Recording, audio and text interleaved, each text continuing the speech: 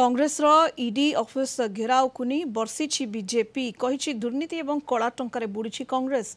ED office घेराव केवल एक राजनीतिक कार्यक्रम, लोकों स्वार्थपाई नुहे अभियुक्त को सुरक्षा देवा कांग्रेस ईडी ऑफिस घेराव एक नाटक बाजी। आत्मसुरक्षा राजनीतिक पशापाली निज चेहरा को लुचाइवा कांग्रेस प्रयास करुच्ची बीजेपी कही।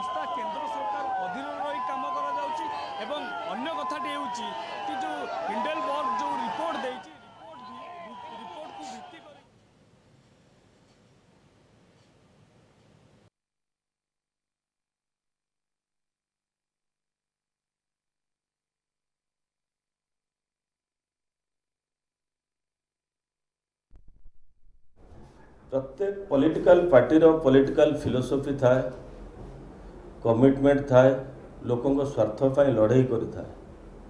किंतु जहाँ करुच्ची कांग्रेस दल तांकर राजनीतिक उद्देश्य साधन करिया पाई ईडी ऑफिस सम्मुख रे आज घेराव करुछंती। से जो राजनीतिक कार्यक्रम करुछंती वास्तव में से राजनीतिक कार्यक्रम लोकों को स्वार्थ रे नुहे, तांकर नेता जो माने अभियुक्त एवं अभियुक्त जो माने पक्षधर से सुरक्षा देवाई ईडी ऑफिस सम्मुख में आज कांग्रेस दलर एभली नाटकबाजी।